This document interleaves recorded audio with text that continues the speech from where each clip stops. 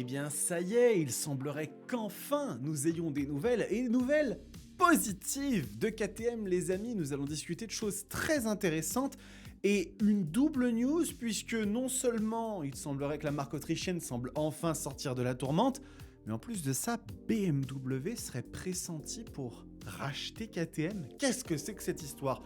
On va en discuter tous ensemble. Bonjour à toutes et à tous, j'espère que vous allez bien. On se retrouve pour un nouvel épisode de Moto Bistro, votre émission consacrée à l'actualité du monde de la moto. Et nous allons bien évidemment évoquer le cas KTM, celui qui a tant animé l'actualité dans ces dernières semaines et mois. Vous le savez, la marque autrichienne était dans une situation très compliquée financièrement, l'est toujours de facto, puisqu'elle a déposé une situation d'insolvabilité auprès du tribunal autrichien.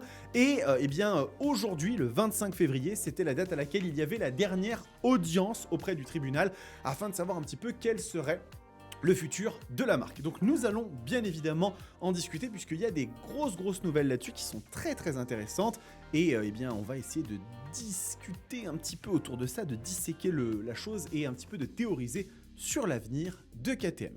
Très rapidement, je vous le rappelle puisque j'ai lancé depuis quelques jours, le projet Hayabusa Roadsters TV. Donc vous le savez, le projet est de créer une Hayabusa totalement folle sur la base d'un financement participatif, une machine qui sera équipée de pièces totalement folles avec un look lui aussi vraiment très unique. Cette machine fera le tour de la France pour venir à votre rencontre dans plein de concessions Suzuki. Elle sera présente dans des salons. Finalement, je vous ferai gagner cette moto, donc pour pouvoir participer au tirage au sort, je vous invite à participer au financement participatif. C'est comme ça que vous aurez accès à ce tirage au sort. Petite chose que nous avons un petit peu discuté en live aujourd'hui avec les personnes qui nous accompagnaient dans la journée. J'ai décidé que lorsque le tirage au sort aura lieu, vous faites partie des heureux élus, vous êtes là où le heureux élu. Si la machine ne vous convient pas, si vous n'aimez pas la Hayabusa, c'est quelque chose que je peux concevoir, je vous proposerai une alternative en termes de moto, en fonction de mes moyens financiers du moment, mais il y aura une valeur minimale qui sera très probablement de 10 000 € pour la machine. Et donc, si vous souhaitez partir sur quoi que ce soit d'autre qu'une Hayabusa, vous aurez la possibilité de le faire. On en discutera ensemble et on verra auprès des partenaires, différents partenaires avec lesquels je travaille, qu'est-ce qui sera possible de faire pour vous. Donc voilà, si la Hayabusa n'est pas un truc qui vous botte, mais que vous voulez quand même participer au projet, mais en se disant que la contrepartie que vous aimeriez bien avoir, c'est si vous gagnez la moto, avoir quelque chose qui ne soit pas forcément la Hayabusa Roadsters TV, ce sera possible, ne vous inquiétez pas. Alors, parlons un petit peu maintenant du KTM, le fameux KTM qui n'a cessé de faire un petit peu parler de lui ces derniers mois, puisque vous le savez, la marque est quand même dans une situation un petit peu particulière et il semblerait que les choses soient en train de prendre un tournant qui soit plutôt positif, puisque nous avons des nouvelles assez encourageantes sur le front de cette fameuse restructuration de dette. Donc allons voir un petit peu ce que nous disent les collègues de chez acidmoto.ch qui nous disent KTM se sauve en promettant un paiement de 30% aux créanciers. La période de tourmente de KTM pourrait être de l'histoire ancienne.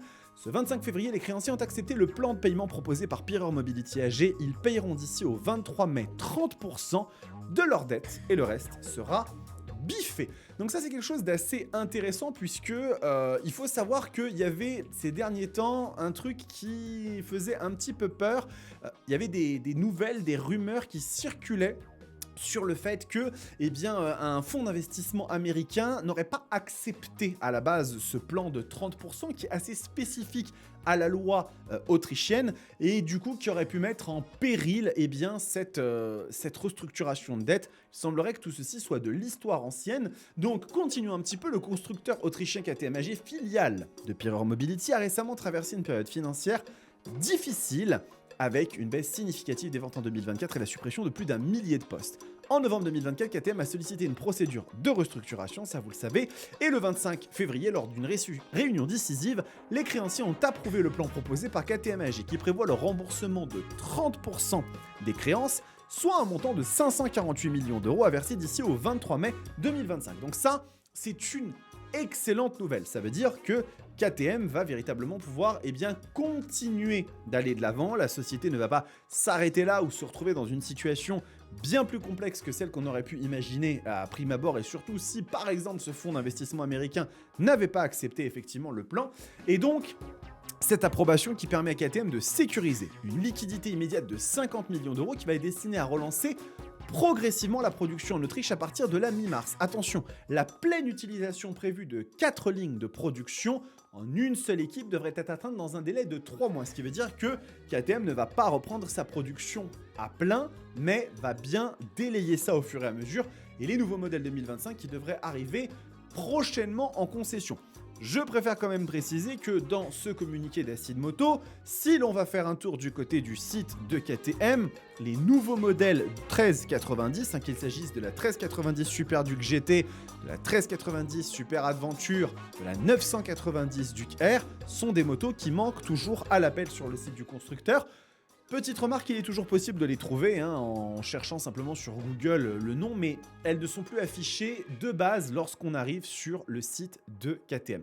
Donc ça, c'est quelque chose qui est très important pour KTM, c'est très bien, mais il est important de noter que bien que Pirelli Mobility n'ait pas précisé l'origine des fonds initiaux, parce qu'on ne sait pas quels sont les investisseurs qui ont pris part, des sources indiquent que le partenariat indien Bajaj Auto, détenteur de 49,9% des parts de KTM AG, soit quasiment majoritaire, a contribué à cet apport financier. Vous êtes perdu, donc là on a un petit organigramme comme ça qui montre les différents liens qui existent, sachant que effectivement quand on regarde dans le détail, vous voyez que Pirelli Bajaj AG ici, on est à 50,1 et qui a effectivement un 49,9 actuellement de la part de Bajaj, mais ça il faut savoir que du coup c'est quelque chose qui risque de changer, puisque si Bajaj a injecté des fonds, ils peuvent prendre une part supplémentaire de capital chez Pirelli Mobility et donc avoir une influence sur KTM qui sont un petit peu plus importantes. Alors c'est super, c'est vraiment très intéressant,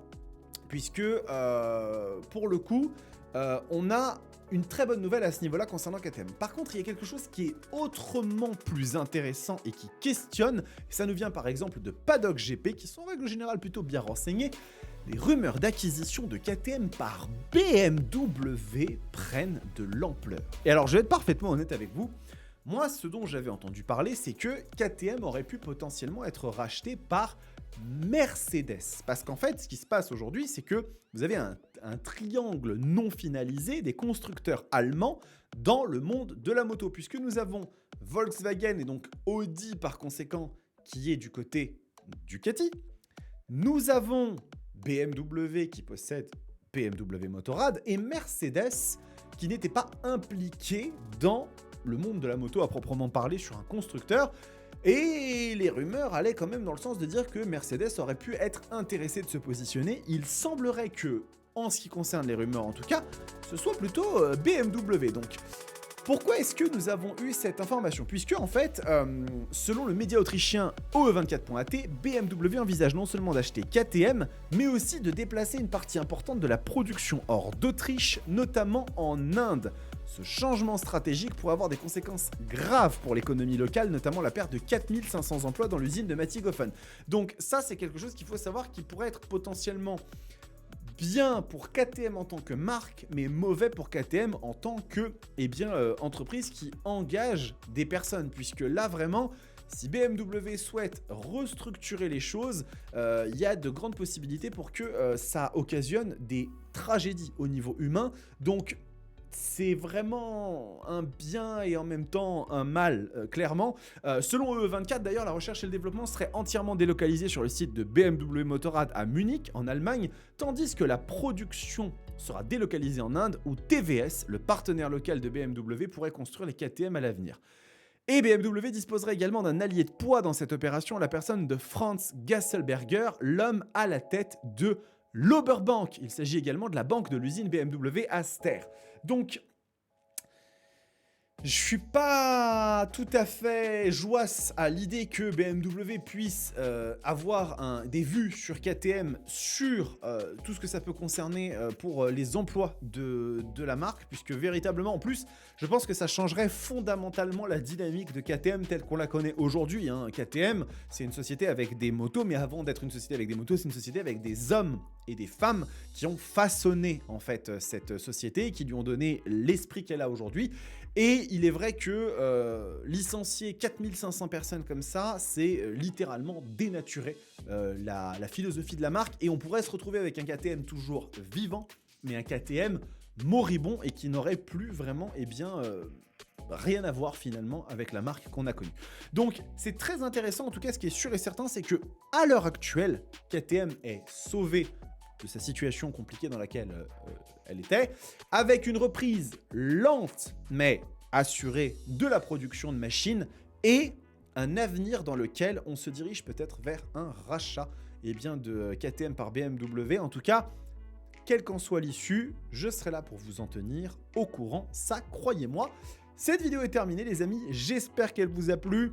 Je réattire votre attention très rapidement sur le petit projet Hayabusa Roadsters TV. N'hésitez pas, et surtout, si jamais vous ne souhaitez pas participer au projet de façon financière, ce que je pourrais tout à fait comprendre, n'hésitez pas à le partager autour de vous, autour de vos amis, vos proches qui pourraient aimer l'idée, et puis éventuellement aussi auprès de créateurs, créatrices de contenu qui seraient intéressés de relayer ça ou d'en faire une collaboration. Je serais extrêmement intéressé de répondre à toutes les propositions. Voilà, en attendant, on se retrouve très très vite pour la suite des événements sur la Roadsters TV. Encore beaucoup de belles choses à venir. En attendant, prenez soin de vous, kiffez vos bécanes. Ciao!